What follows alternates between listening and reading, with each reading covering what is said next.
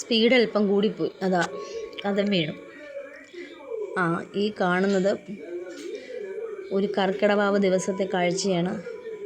ജനസഹസ്രങ്ങൾ ഒഴുകിയെത്തുന്ന ആ ദിവസം നമ്മുടെ തിരുവനന്തപുരം ജില്ലയിലെ വർക്കല എന്ന പ്രദേശത്ത്, അതായത് ഭഗവാൻ ജനാർദ്ദന സ്വാമിയുടെ മണ്ണിലേക്ക്, പാപനാശിനിയിലേക്ക് ഒഴുകിയെത്തുന്ന ജനസഹസ്രങ്ങൾ. ഇത്തവണ ജനസഹസ്രങ്ങളായിരുന്നില്ല എത്തിയിരുന്നത്, വളരെ കുറച്ച് പേരെ ഉണ്ടായിരുന്നുള്ളൂ ബലിതർപ്പണത്തിനായിട്ട് എത്തിയത്. പിതൃക്കളുടെ സംതൃപ്തി, അതോടൊപ്പം ഈ ഒരു ദിവസം വാവ് ബലി ഇടുമ്പോൾ നമ്മളൊരു വർഷം മുഴുവൻ ചെയ്ത പാപത്തിൻ്റെ അളവ് കുറയും എന്നാണ് സങ്കല്പം, ഹിന്ദു സങ്കല്പം. എനിക്കറിയില്ല അതിനപ്പുറത്തോട്ട് വേറെ കാര്യങ്ങളുണ്ടോ എന്ന് എനിക്കറിയില്ല. എൻ്റെ ഒരു കേട്ടുകേഴ്വി വെച്ച് ഞാൻ അങ്ങനെയാണ് മനസ്സിലാക്കിയിരിക്കുന്നത്. അപ്പോൾ കടൽ ശാന്തമൊന്നും അല്ലായിരുന്നു, നല്ല ശക്തമായ തിരമാലകൾ തീരത്തേക്ക് അടിഞ്ഞു വന്നിരുന്നു എന്ന് ഞാൻ കേട്ടിരുന്നു. കാരണം ഞങ്ങൾ വൈകുന്നേരമാണ് പോയത്, ബലിയിടാനല്ല, അവിടുത്തെ കാഴ്ചകളൊക്കെ കാണാനായിട്ട്. അപ്പം മുൻപൊക്കെ ചില സമയങ്ങളിൽ കർക്കിടക ദിവസം തീരം പോലും ഇല്ലാത്ത അവസ്ഥകൾ വന്നിട്ടുണ്ട്.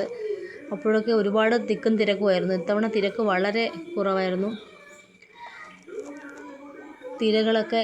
തിരകൾ ശക്തമായി വരുന്നത് കണ്ട. പക്ഷെ എന്ത് മനോഹരമായ കാഴ്ചയാണ് ഇത്. ഹെലിപ്പാഡ് എന്ന് പറയുന്ന ആ പ്രദേശത്ത്, പാപനാശിനിയുടെ സമീപത്തുള്ള പ്രദേശം തന്നെയാണ് ഹെലിപ്പാഡ് എന്ന് പറയുന്ന ആ പ്രദേശത്ത് തന്നെയാണ് ഈ കാഴ്ച. മീൻ പിടിക്കാനായിട്ട് ബോട്ടിൽ പോവുകയാണ് ആൾക്കാർ. കുന്നിടിച്ചിലും കാര്യങ്ങളൊക്കെ ഉണ്ടായിരുന്നത് കൊണ്ട് അവിടെയൊക്കെ നിൽക്കുന്നത് തന്നെ അപകട മേഖലയാണ്. അതൊക്കെ അവിടെ നിന്ന് വീഡിയോ എടുക്കുമ്പം പോലും.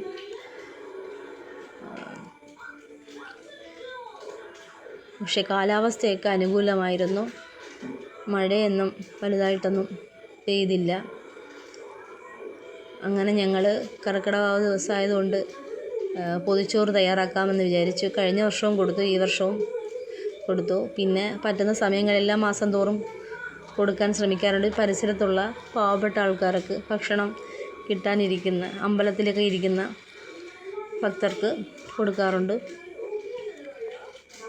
അങ്ങനെ എന്താണെന്ന് നോക്കിയതാണ്, അതെല്ലാം തട്ടി വീണെൻ്റെ കയ്യിൽ. എനിക്ക് സ്പീഡ് കൂടിപ്പോയതാണ് കാരണം. അങ്ങനെ വലുതായിട്ടൊന്നും വച്ചില്ല, സദ്യയൊന്നും വച്ചില്ല. അവിയൽ, അച്ചാർ, തോരൻ, പച്ചടി, പപ്പടം, സാമ്പാർ, അത്രയേ ഉണ്ടാക്കാൻ കഴിഞ്ഞുള്ളൂ. പിന്നെ ആദ്യം കാക്കയ്ക്ക് സമർപ്പിച്ചിട്ടാണ്, ബലിക്കാക്കയ്ക്ക് തന്നെ കൊടുക്കണമെന്നാണ്. ബലിക്കാക്ക തന്നെയാണ് വന്നത്, അതിന് കൊടുത്തിട്ടാണ് പിന്നീട് ഫുഡ് ഇതാക്കുന്നത്. അപ്പോൾ എൻ്റെ വീഡിയോ ഇഷ്ടമായെങ്കിൽ ലൈക്ക് ചെയ്യണം, സബ്സ്ക്രൈബ് ചെയ്യണം, ഷെയർ ചെയ്യണം. മറ്റൊരു വീഡിയോ ആയിട്ട് വീണ്ടും കാണാം. ബൈ.